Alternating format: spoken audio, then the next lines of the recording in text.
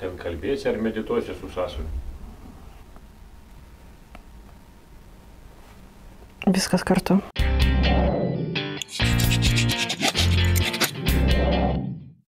Mūsų gyvenime būna gerų ir blogų dalykų. Pasitaiko įžeidimų, nuoskaudų, be jų jau niekur ir nekaip. Bet ne visada mes jas paleidžiame iš karto. Būna laikome savyje ilgai. Ir kodėlgi taip? Gali būti taip, kad mes bijome užsidėti kaukę. Pagalvosim, kad atrodys atleidau ir viskas yra gerai, bet viduje tai iš tikrųjų ne.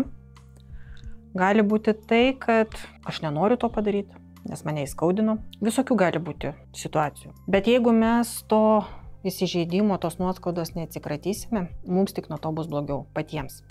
Ne tam žmogui, kuris tai padarė, bet mums patiems. Gali būti ir tai, kad atsiras ir psichikos sutrikimų, ar kitokie sveikatos sutrikimai, lygos. Mes pradėsime vengti to žmogaus, audringai reaguoti į jį patį, kai jis yra šalia, ar net jo ir nėra. Neslėpsiu. Pas mane irgi buvo tokių situacijų. Ir aš tikrai ilgai laikiau tai savyje. Sunkiausia yra tada, kai tai būna su tau artimai žmonėmis. Tada yra labai sunku tai išgyventi. Aš anksčiau laikiau labai ilgai savyje. Neleisdavau savo jokių emocijų, nes aš stipri moteris. O stiprios moteris neverkia. Bet kai pradėjo šlyti sveikata, nugarą skaudėti, susimašiau, kągi, darau ne taip. Ir ką aš pradėjau daryti? Visų pirma, aš leidau savo emocijas, jausmus. Po tokio incidento aš ir pykstu. Ir leidžiu savo nesuprasti, kodėl tai įvyko su manimi. Ir tikrai norisi kartais ir duoti ir į sieną, bet susilaikai. Verkiu. Kartais būna, kad ir iki raudojimo daina. Ir tuo pačiu galvoje sukasi mintis. Kodėl taip atsitiko? Gal žmogui buvo kažkas negerai, gal jis ir serga, gal kažkas skauda. O gal aš paskambinau netinkamu momentu ir jis išsiplėskė ant manęs. O gal jį patį ką tik įžeidė. O gal kokios retrogradinės planetos. O gal dar kas nors. Niekas nežino. Aš neieškau pateisinimo tokiam poelgiui, bet aš visada stengiuosi suprasti, kodėl taip atsitiko. Gal vis dėlto ne tas žmogus yra kaltas, o gal vis dėlto čia yra mano tokia reakcija. Gal mano hormonai čia iššėlsta. Niekas nežino. Ir tada jaučiu, klausau savo kūną.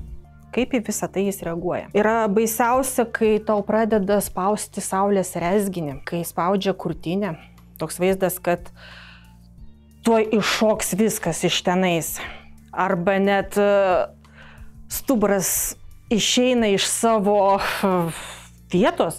Toks vaizdas, kad jis tuoj pradės gyventi atskirai nuo manęs. Tada pats geriausias būdas, tai ką aš ir darau, nuoširdžiai, tikrai nuoširdžiai tam žmogui mintimis palinkiu sveikatos, viso ko gero, laimės. Ir man nepatikėsit, o gal ir patikėsit, man pasidaro lengviau. O jeigu jau pasidaro lengviau, tai yra faktas, kad aš atleidau.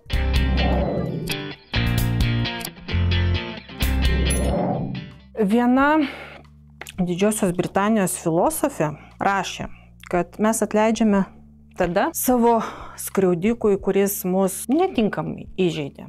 Tai kada mums nebuvo tas tinkamas momentas, kai bereikalingai mus įžeidė. Tik tada, kai mes suvokiame ir leidžiame tam dalykui supratimui, kad tai galėjo būti, tai tas įvyko. Ir mes ne tai, kad jam piktuoju norime kažką padaryti, atsakyti tai, bet mes jam atleidžiame, parodome savo geranoriškumą, meilę, atgailą. Ir tada mums pasidaro lengviau. Nes atgaila, atleidimas, tai yra visų pirma einais per skausmą. Ir tada mes suprantame, kad mes turime teisę į jausmus, į savo tiesas. Suprantame, kad ne visada tie, kurie mus skriaudžia, yra teisūs, bet mes tai turime suprasti, priimti. Kaip sakoma, gyvenime būna netikėtumų ir šiandien netikėtai prieš darant įrašą naršiau savo kompiuterį darbe ir atradau tokią filosofinę pasaką. Būtent į temą. Tikrai specialiai neieškojau. Ir būtent apie įsižeidimą. Pasaulyje gyveno gyvūnėlis. Mažas, bet vikrus. Jam labai gerai sekasi gyventi atskirai, laisvėje. Jam nebūtina prie kažko prisijungti. Tačiau būna žmonės, kurie jį įsileidžia į vidų. Ir tas gyvūnėlis, kai patenka į vidų, jisai šaukia, ką aš čia darau, man baisu. Išleisk mane. Bet tie, kas išgirsta, jie išleidžia.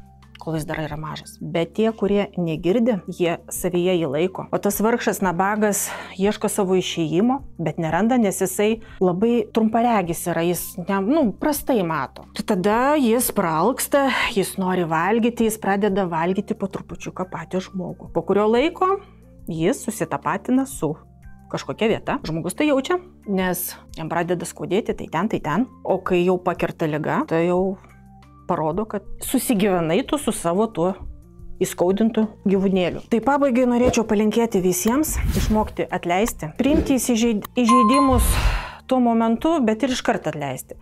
Ir gyventi meilėje sau ir kitiems.